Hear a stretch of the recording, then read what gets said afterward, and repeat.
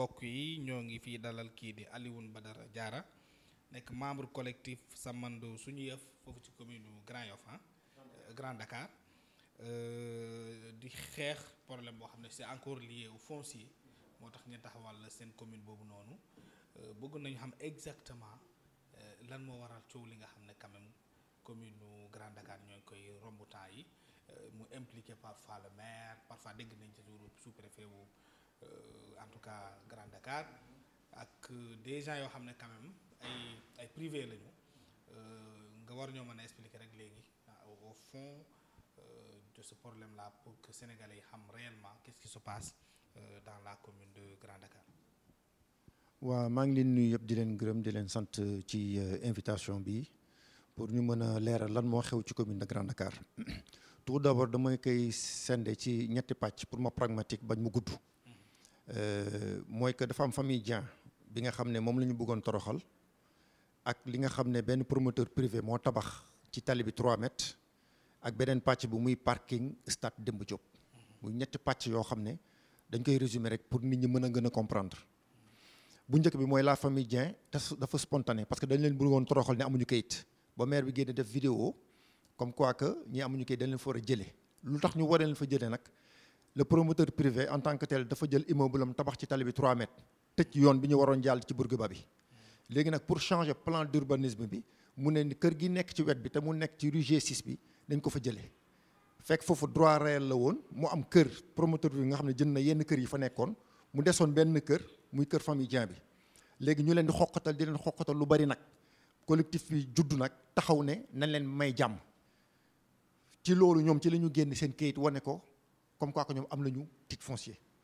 ci loolu sax demoon nañu ba Descos woo leen bi leen Descos woowee heureusement amoon na benn avocat bu fa demoon bi ñu demee ci major gars yi dañu génn seen kayit mu ne yéen ci kayit yi ngeen yor baax na depuis 1981 83 kayit yi sax moo gën a baax kayit yu bees yi am nga xam ne fu mu nekk nii da ngay am kayit sama kër kii am kayit sa kër kii am beneen kayit kër donc dans ce sens ñun famille Dieng bi xam nañ ñu ngi ci ñoom incha allahu kenn du leen laal parce que am nañ seen kayit donc wax nañ leen doon nañ leen may jàmm ba ci loolu sax conseil en communication muy madame Kane Gabriel demoon na sax benn télé moom lu ci yoonu kër jàmbur ba naan ñoom amuñu kayit ba pare ñu ne bëgg dugal Ageroute comme que Ageroute ñoo bëgg jëlee famille foofu alors que c'est pas vrai c'est pas un projet de l'État parce que ñu bëggoon dugalee foofu Ageroute parce que ñoom dañu bind Ageroute ñëw def constat ci rue G6 comme quoi que am na kër gu fa nekk Ageroute saisir le préfet de Dakar heureusement que le préfet de Dakar mi ngi def enquête dans ce sens est-ce que ñoom am nañu kayit wala amuñu kayit bu fekkee ne am na ak kayit ñàkk kayit rek ñun mën nañu sant yàlla comme quoi que xaw foofu am nañu kayit donc ça veut dire que ñooñu kenn du leen laal lu waraloon loolu nag parce que ñoom dañoo jàppoon le maire ak le sous-préfet di jàppale le promoteur privé parce que moom promoteur bi def na erreur tabax na ci tali bi 3 mètres léegi naka lañ koy nëbbalee loolu. maanaam dafa dem bàyyi luy terrain am. waaw yokk ci loolu 3 mètres te 3 mètres yooyu da ko jël ci tali bi nga xam ne ñëpp a ko bokk. ñëpp a ko bokk te dafay jaar ci génn Bourguiba bi. oto mënut a fa jaar. te projet bi boo ko xoolee bu ñu ko bàyyeelee passage piéton la fay def maanaam nit ñi dañ fay dox oto dootu fa jaar looloo waral na ñu bëggoon sonal famille Dieng bi pour génne tali foofu donc loolu mooy pàccu bi nga xam ne mooy entre la famille Dieng bi ak le promoteur ak le maire ak le sous-préfet. promoteur boobu tubaab la wala sénégalais. c'est Marc Aldo Rosso boo xoolee ci internet bi sax amoon na ay antécédents de procès boo xoolee ci internet bi gisoon naa ñu duggoon seen benn confrère gisoon nañ ko sur les 25 milliards de mbaaw ak yeneen ak yeneen doo xam ne moo xam ne donte mi ngi liggéey man xam loolu daal la ñu gis internet mun na ko waxal leneen mais xam nañu ne tey fu mu nekk nii moom bi ñu doon discuter ak moom face à face di wax ak moom il nous a confirmé que j'ai payé mon argent. kan la fay xaalis. xam parce que moom la bi mu ñu ko waxee. man fay xaalis moo ko may possibilité mu jël 3 mètres ci tali bi. moo ko mayaat encore possibilité. mën a déplacer mu jëlee famille ay déplacer ay nit. pour changer plan d'urbanisme. pour tali boo xam ne quand même wàññi na ko. waaw mu mën a remplacer ci kër googu nga xam ne bëgg na. tout à fait. mu ne ko loolu nag procédure bu yéeme la boo xam ne yow amoo droit bi te ci loolu le maire Jean-Baptiste Diouf dafa def benn vidéo bi ngi ñu yor moom ñu laaj ko tali bi mu ne grue parce que dañ fa teg grue ñu jàpp ne woy dañ koy pour sécuriser moo tax ñu clôture ma ne ko am na ay grue yu nekk ay point da ngay romb gis leen est-ce que dafa am sécurité keneen ak keneen yaa grue yaa ngi bëri fii donc ci loolu la bëgg taxaw ne comme quoi que tëj ko ndax nit ñi bu guddee ñu tabax di tabax ba immeuble bi jóg. problème boobu léegi fu mu toll nii fu mu mujj. problème boobu fu mu nekk nii parce que amoon na suñu benn confrère muy Jibi Diouf dañ ko ci jàppoon ci tali bi ñu koy xoqatal ba ma ko yàggee wax saa 2 ans bi ma ko waxee ma dem ba ci commissaire Guèye moom mi ngi fi woon léegi mi ngi dig ma dem ma ne ko fii tali la fii lii waruñu ko laal mu ne non dañ ne ko dafa jóge rek ma ne ko non yéen da ngeen di recevoir comme ni nga koy waxee actuellement la police et la gendarmerie ñoom ci exécution la ñuy def bu leen autorité santé ñu exécuté moo tax des fois ñi di leen di wax dara sax man leen waru leen wax dara ci loolu bu mu ko waxee pour commissaire Guèye ne ma non on va gérer ba après le lieutenant Diémé ñëw ñuy waxtaan ak moom procédure mu ne li ñu gënal mooy nañ def ci administrativement parce que coow boo koy xeex tamit boo yëngalee nit ñi duñ la dégg mais boo ci demee xel nit ñi dégg la donc ci loolu jug nañ dama ceeg xel bi ñu ci demee xel ci loolu la ñu gisee les conventions yu ñu génnee ak ay délibération yoo xam ne dara baaxu ci le maire génne ko parce que maire bi muy génne convention yi parce que dañ ko acculé par rapport ak parking stade Demba Diop bi par rapport ak tali bi mu def vidéo ne tali bi kenn du ko laal kenn du ko tëj moo ko wax waaye laal nañ ko te waxu ci loolu mooy lan soo ko am na lu xew ci suuf loolu foofu accès bi xam ko foofu président la bi xam ko ñu naan déet mu jël parking bi joxe ko à quel titre la am droit ci parking bi parking moomu ko ba ci signé convention boobu erreur la ñu ne déet convention bu mu signé la date de délibération est antérieure la date de convention est antérieure à la date de délibération loolu moo xel nanguwu ko ba pare nga def ci bàyyu 25 ans 25 ans ku ñu jox ba ay titre foncier moo ci topp donc le promoteur dafa bëgg jënd foofu. mais parking bi nga xam ne moom parking stade Demba Diop moom da ko jënd. bu ma nee jënd parce que Gabriel dafa demoon ci Cheikh Tidiane Gomis ne ko wan leen ma acte de vente ma ne ko jarul acte de vente kuy tabax loo moom loo ciy def maître d'ouvrage te boo xoolee tableau bi dañ ci Afrique Capital maître d'ouvrage ça veut dire que li may tabax moo ko moom. on n'a pas besoin d'aller d'autre part pour wax lii acte de vente la wala dara te boo ñëwee foofu effectivement boo rombee tey foofu xam lu muy taf ci kiiwu parking bi Afrique Capital maître d'ouvrage ci parking bi daf ko ci taf léegi nañ ñu wax dañu jaay parking bi wala jaayuñu ko te parking bi boo pour ñu utiliser ko partenariat public privé moo ci mën a nekk parce que domaine de l'État la y a une lettre que IGE daf ko bindoon impôt et domaine pour laaj ci affaire parking bi impôt et domaine tontu ko ne ko fii mënul nekk approbation privée domaine public de l'État la kenn mënu ko privatiser léegi état bi wax yow nga jël privatiser loolu la ñuy laajte léegi nag ñuy interpeller le président de la République dans ce sens parce que tamit lu fi nekk moo fi autorité Grand Dakar dafa sensible ci groupe bi ñu yor ku nekk naan nañu génn def lu ñu war a def affaire yi arrêté parce que nekk nga leer keneen nag man leen. mais est-ce que vous avez interpellé directement le maire surtout pour le cas du parking du stade Demba Diop est-ce que interpellé te ngeen ko pour mu expliquer leen nan la demee ndax la kooku amee possibilité yooyu noonu yëpp ci biir commune boo xam ne quand même war na sàmmoo ak yelleefam. le maire Jean-Baptiste Diouf bu muy njëkk démarrer projet avant ñu koy def ak le promoteur privé am na benn projet bu fu ñu bëgg démarrer affaire station lu nekk bi mu ko démarrer dañ ko arrêté parce que moomu ko en 2017 gouverneur moo ko mujjee arrêté léegi loo moomul en 2017 ngay négocier jaar ci suuf pour am yoo lijjanti. mais stade bi ci compétence ministère bi la nekk. non ministère du sport la nekk. mais tout à fait ministre Matar Ba yëg na ko. mais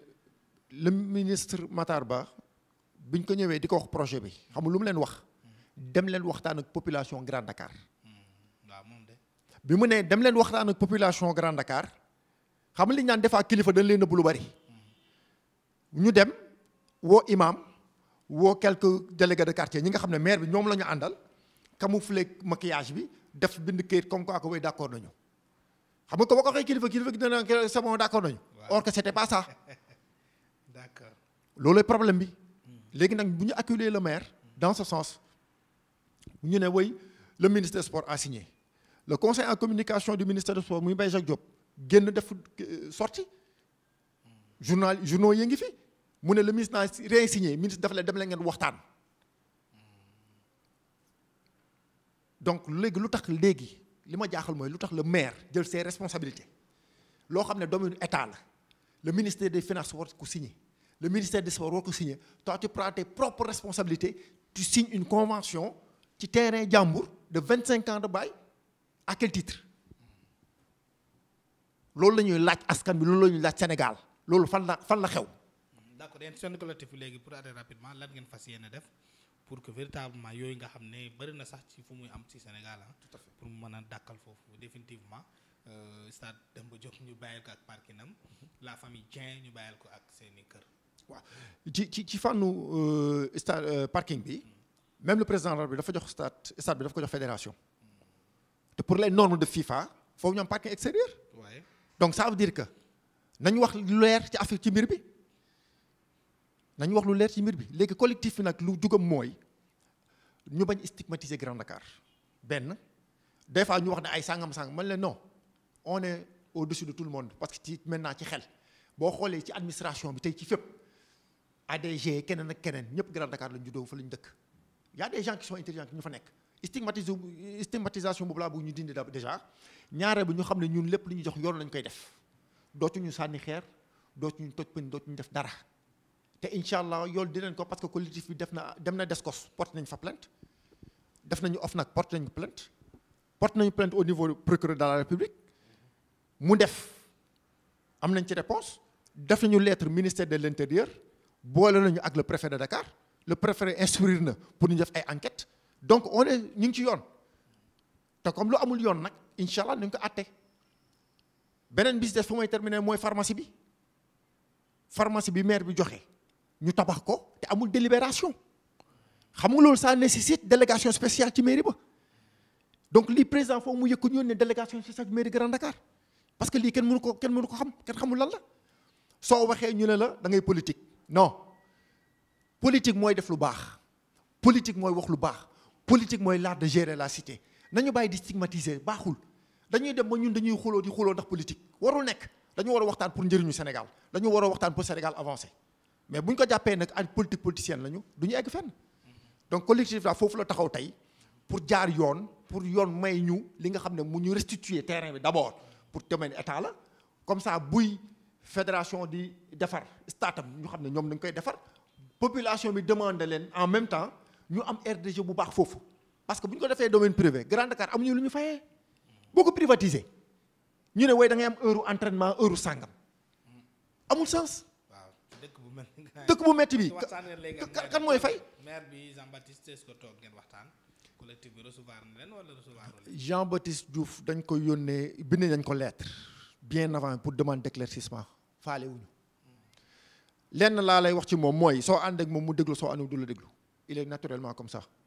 exemple bourse familiale yi laay joxe. loolu de baaxul moom. parce que ci bourse familiale yi lu ci la ma meree man parce que dama une heure du matin dama koy woo mu doon jël parce que dama ko doon xalaatal lu baax di ko wax lu baax ci bourse familiale yi ci la ñu amee problème ci distribution ceeb bi parce que dañu jël distribution ceeb bi bu ko politiquer pour sous-préfet dugg ci ma dem pour sous-préfet bëgg ma toroxal ma ne ko non xamoo koy doomu aadama kenn ko toroxal fekk benn chef de quartier wax na ko way jara mi ngi fi di kii man ma def lu may def am fu ñu wootu jël dossier yi defaraat ko ba mu baax ba ñëpp am buñ ci taxul woon dara du dox donc comment on peut vivre ci Sénégal boo nekkee autorité lu ma neex laay def loolu la ñu war a dindi Sénégal nag te peuple bi ñu ngi ciy bàyyi xel nañu delloo si waat nit ñi ñu am humilité suñu la jiitee da nga war a nekk esclave boo nangoo jiite rek yaa war a sonn ki nekk ci biti warul sonn mais bu fekkee ne boo jiitee yow doo sonn ki nekk ci biti sonn du dem. donc loolu la ñu bëgg daal lancer comme message. di gërëm di leen sant ci invitation bi. lan ngay tëjee ci loolu. li may tëjee rek mooy di ñaan Sénégal ci actualité bi yàlla def fi jàmm ñu ñëpp ay sénégalais lañu politique neex na mais nañu jël loxo waxu maam Abdou bi mooy lépp luy xew Sénégal képp guux ndox yor ko sa gémmiñ te coow di jëpp jëlal ndox bi yàbbi ko même yow boo ciy loru loolu laay lancer comme message rek. waaw ñu xam ne ay doomu aadama lañu. dañuy jéggaleen jëlalante yàlla bëri na yàlla nañu yàlla defal jàmm daal. Aliou Badara Diarra ñooy lay jaajëfal. yàlla na yàlla sottil mbir mi. amiin amiin yaa ilaahi. yàlla bu fi ñëwaat ci loolu. amiin incha allah. yàlla nga jóge fii rek. fekk ñu sotti lépp. incha allah ñu bokk lépp ñu bokk lépp incha allah. incha allah jërëjëf ñoo leen jël gërëm di leen sant aussi ci invitation bi. ça a été un grand plaisir macha allah. ñun ñëpp lañu fi nekkal. nekkal lañu fi parti opposition nekkal lañu fi tamit. tout à fait tout à fait. non tout à fait tout à fait. boo fi ñëwee ñu accueillir la. tout à fait loolu mooy yoon sax xam nga damay wax toujours. les jours farul la kenn ñëpp la fi nekkal. tout à fait parce que damay wax ne dëkk bu doxee. c'est la communication. c'est vrai. donc man loolu laay gën a ñaax suñu moroom journalistes yi rek. ñuy def communication bu baax. di gimmi nit ñi. génn ci parparloo bi di génn ci parparloo bi. parce que am na benn confrère bi mu doon dégg bi mu Moustapha Diakhaté exemple rek bi mu jéggaloo man damaa mer su ma romboon ma mbaj ko mais bi mu jéggaloo ay jullit lañu. mais bu mu jéggaloo journaliste war su ko posé waat di wax na ma sàngam parce que coow bu ñu ko fayee rek nañ ko fay. voilà loolu laay ñaa ma di sant di gërëm bu baax macha allah jërëjëf bëggoon naa wane document yi sax mais xam naa après di ngeen ko waaw incha allah ci kàttanu yàlla jërëjëf merci.